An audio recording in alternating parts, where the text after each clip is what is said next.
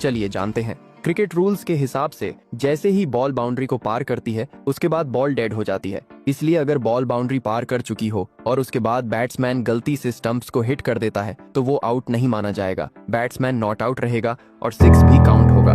Number 3, क्या आप obstructing the field rule के बारे में जानते हैं? दरअसल क्रिकेट रूल्स के हिसाब से अगर कोई बैट्समैन जानबूझकर अपना रूट चेंज करके थ्रो के बीच में आ जाता है या किसी फील्डर को रन आउट करने से रोकने की कोशिश करता है तो वो batsman obstructing the field rules के हिसाब से आउट माना जाता है।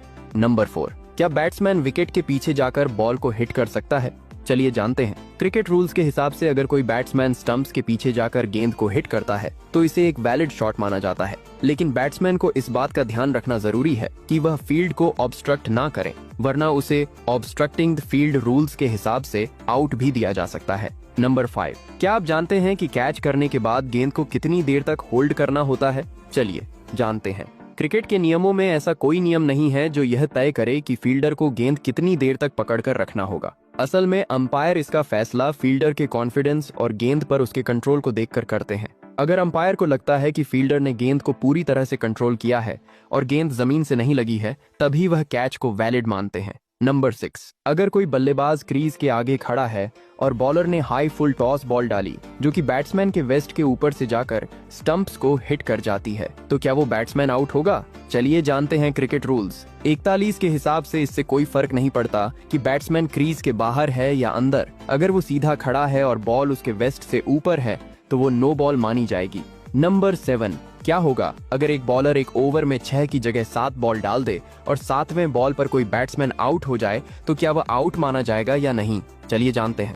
क्रिकेट रूल्स के हिसाब से अगर अंपायर से बॉल गिनने में कोई गलती हो जाती है तो 6 बॉल के बाद 7वां बॉल भी वैलिड माना जाएगा और उस बॉल पर आउट होने वाला बैट्समैन को भी आउट माना जाएगा। नंबर 8, चलते मैच में अगर कोई क्रिकेट फैन अपने फेवरेट खिलाड़ी से मिलने के लिए सिक्योरिटी ब्रीच करके ग्राउंड में घुस जाए तो उसके साथ क्या होगा? चलिए जानते हैं। क्रिकेट रूल्स के हिसाब से अगर कोई फैन इस तरह से सिक्योरिटी ब्रीच करता है तो उसे तुरंत स्टेडियम के बाहर निकाल दिया जाता है। उस पर बोर्ड या वेन्यू लाइफ टाइम बैन भी लग सकता है, उसे फाइन भी भरना पड़ सकता है और उस पर पुलिस केस भी हो सकता है।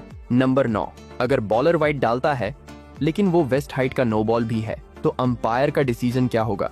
चलिए जानते हैं। क्रिकेट लॉ 22 के हिसाब से जब बॉलर एक ही बॉल में वाइड और नो बॉल डालता है तो अंपायर उसे नो बॉल ही देगा।